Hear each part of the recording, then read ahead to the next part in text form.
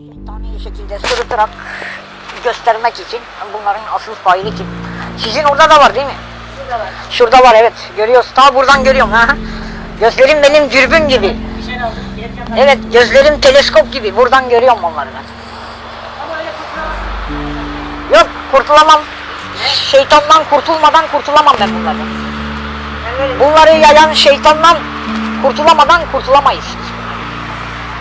Evini bir an önce satsa iyi olur. Kurtuluruz. O zaman kurtuluruz. Bir senedir satamadın, vay be. Allah'ım ya. Özdemirleri şey koymuş, böyle tekel kurmuş. Emlakçılık tekeli. Komşunun içinden ayrılmadığın. Onlar satamıyor mu? Satamıyor. Geçen buradan komşu geçiyordu, bir tane başka biri.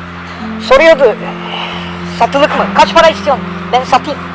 Emlakçılık yap. 550 istiyorum. 550, tamam, ben satacağım bir dahaki sefere. Tamam. Tamam. İnşallah. İnşallah. 550 çok değil mi be? Bahçe katı için yukarıdaki katlardan 350 istiyordular. Kızım. Yukarıda birisi satıyordu, 350 istiyordu. 550 çok be. Ne zaman? Kaç odan ki o? 2 artı 2 artı 1. Çok dar. Bunun Kaç metrekare? Onu da bir 90, tamam. Ben ayarlarım.